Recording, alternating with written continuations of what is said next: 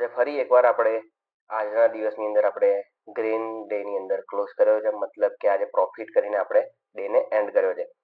જે પણ ગઈકાલના વિડીયોની અંદર હશે એન્ડ સુધી જેને જોયું છે એમને ખબર હશે કે ગઈકાલે મેં લેવલ્સ આપ્યા હતા ત્રણ, 1, 2 અને આ ત્રણ લેવલ્સ આપ્યા હતા. ઓકે, અને આ ત્રણેમાંથી આપણે કોઈ એક લેવલ પર આપણે ટ્રાય કરતા કે રીતના એન્ટ્રી પ્લાન કરવાના. ઓકે, અને આજે બી આપણે એક લેવલ્સથી આપણા લેવલ પરથી આપણે એન્ટ્રી પ્લાન કરી છે અને એક સરસ મજાનો પ્રોફિટ આપણે બુક કર્યો છે.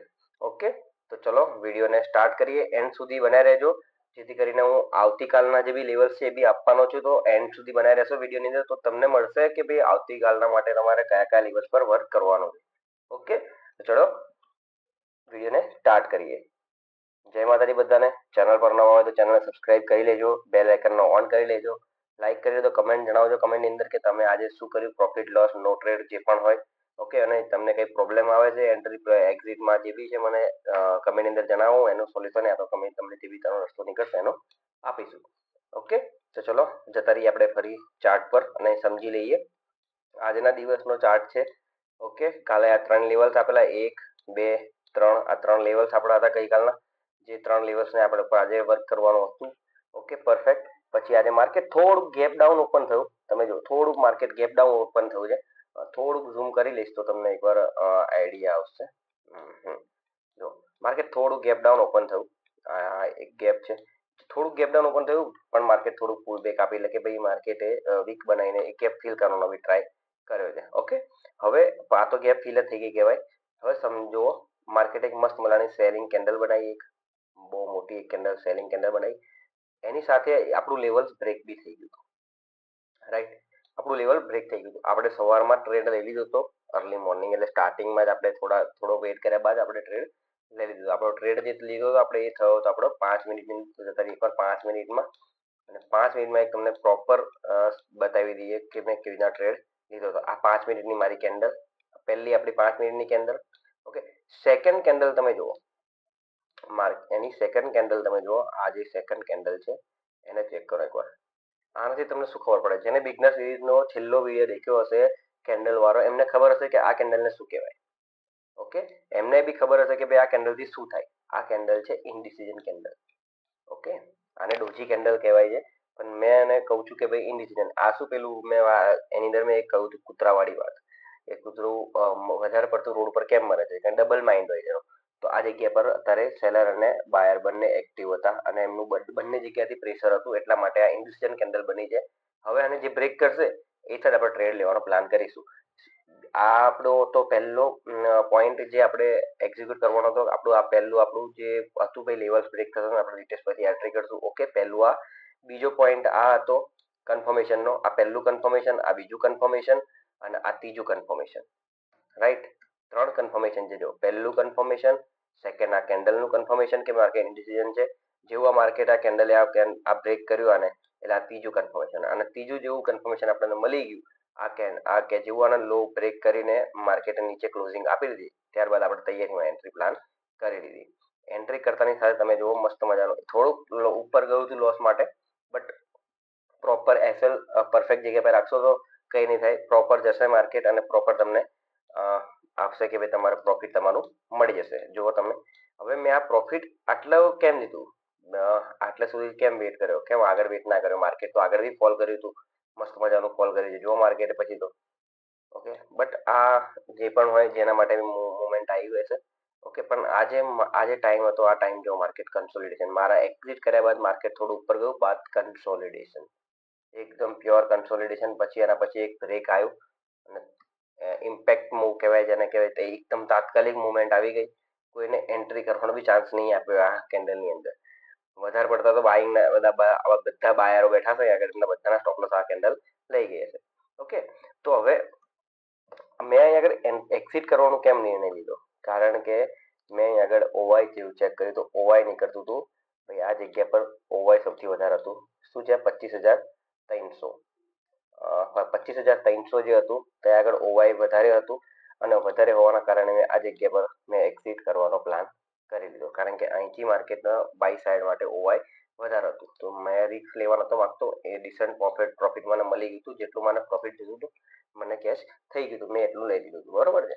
એટલા માટે મેં આ જગ્યા પર એક્ઝિટ કર્યું. એક્ઝિટ કર્યાની બાદ જ માર્કેટે સાઇડવેઝ થઈ ગયું અને સાઇડવેઝ થયા બાદ એક લો બ્રેક કરવાની સાથે માર્કેટે એક કેન્ડલની અંદર જેને કોઈને બી એન્ટ્રી નહીં મળી હોય અને જેને એન્ટ્રી કરી હોય આ કેન્ડલની અંદર, જેને પણ આ કેન્ડલમાં એન્ટ્રી કરી હોય તો કમેન્ટમાં જણાવજો તમે એન્ટ્રી કયા બેઝ પર કરી અને કયા લેવલ્સ પર તમારા લેવલ્સ હતા, તમારો સેટઅપ હતો, શેની પર તમે એન્ટ્રી કરી. ઓકે, ચલો ઠીક છે. ખબર પડી ગઈ આજના ટ્રેડનું લોજિક શું હતું, આપણે કેવી રીતે ટ્રેડ પ્લાન કર્યો હતો, કેવી રીતે નથી આપણે ટ્રેડ લીધો હતો. ઓકે, હવે આપણે વાત કરીએ આવતીકાલ માટેના લેવલ્સ માટે. એની પહેલા આપણે એક વાત કરી લઈએ છીએ સબસ્ક્રાઇબની. દેખો, તમે મને સપોર્ટ નહીં કરો, બરોબર છે, તમે મને જો મને એટલી પ્રેરણા નહીં મળે કે તમે મારા વિડીયો દેખો છો અને તમે મને સપોર્ટ નથી કરતા, પછી મને બી વિડીયો બનાવવા થોડુંક હિચકેચાટ થાય છે. કારણ કે જો મારા વિડીયો તમારા સુધી પહોંચે છે અને તમને કંઈક બેનિફિટ થતો હોય છે તો પ્લીઝ સબસ્ક્રાઇબ કરો.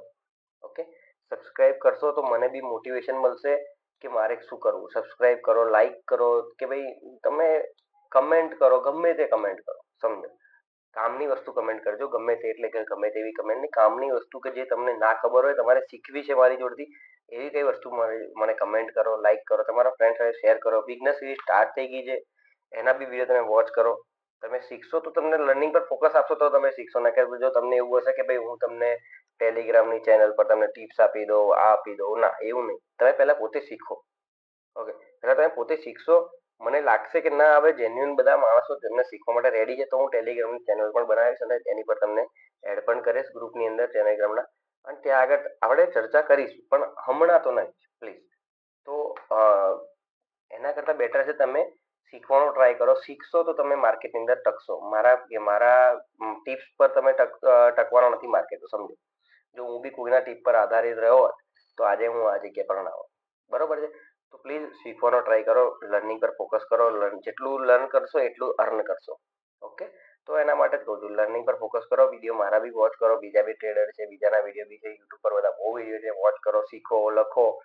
તમને આઈડિયા આવશે તમારે શું કરવું, તમારે કેવી રીતે તમારે ટ્રેડ પ્લાન કરવો, તમારી સ્ટ્રેટેજી કઈ છે, તમારો સેટઅપ કયો છે. ઓકે, આ બધું તમારે કામ લાગશે તો જ પછી તમે આગળ વધશો, અને કે એના વગર તમારે આગળ વધવાનો કોઈ રીઝન નથી. ખાલી જો તમે ટિપ્સ પર અને કોઈના કહેવા પર તમે ટ્રેડ લેતા હોય તો એના માટે તમારા માટે શેર માર્કેટ નથી, પ્લીઝ. ઓકે, ચલો આપણે એક હવે આગળના આવતીકાલ માટેના લેવલ્સની વાત કરી લઈએ. ચલો મેં બધા રિમૂવ કરી નાખ્યા છે.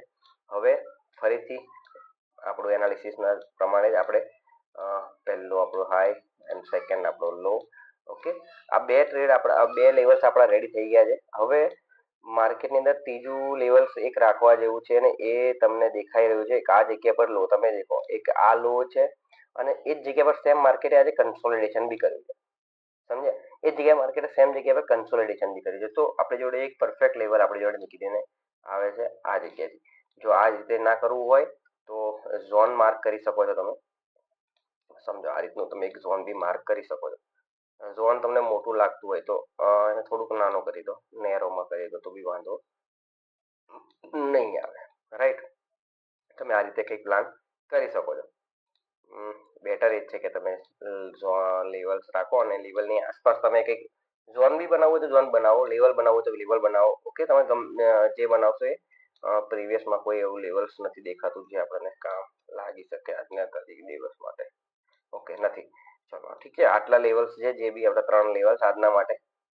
ફર્સ્ટ લેવલ છે આપણે આવ્યું 25,478 નું, બીજું છે 25,328 નું, ત્રીજું લેવલ છે 25,140 નું. આ 3 લેવલ્સ આપણા આવતીકાલ માટે ટ્રેડ કરવા માટેના લેવલ છે. માર્કેટ ફ્લેટ ઓપન થયા બાદ આનું બ્રેક થાય છે તો કન્ટિન્યુએશન સેલિંગ સાઇડનું અત્યારે જે માર્કેટ ચાલી રહ્યું છે હાયર લોના માર્ક ફોર્મેશનમાં, કારણ કે માર્કેટે અહીંનો લો હતો, આજે લો બ્રેક કરી નાખ્યો છે, નવો લો બનાવી દીધો છે.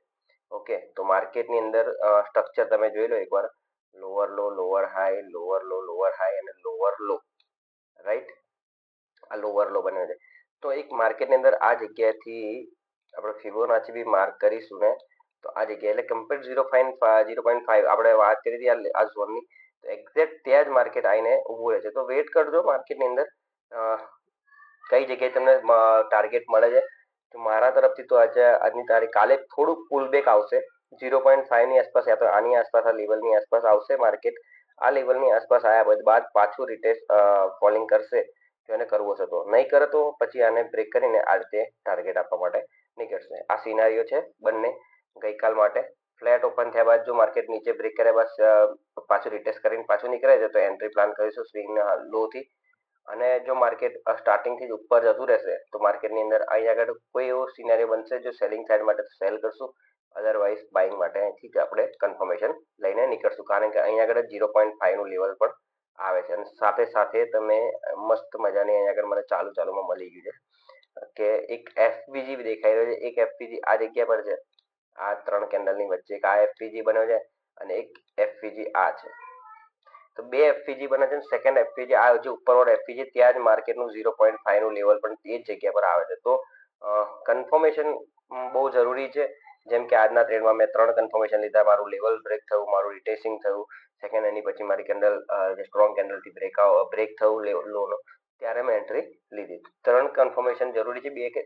એક કન્ફર્મેશન પર તમે વર્ક કરશો ને તમને બહુ પ્રોફિટ નહીં મળે, પણ હા એકથી વધારે કરો કન્ફર્મેશન રાખશો, એક યા તો એક નહીં તો બે નહીં તો 3, 2-3 કન્ફર્મેશન હશે તો તમને માર્કેટમાં રહેવાની મજા આવશે, ટ્રેડ કરવાની મજા આવશે.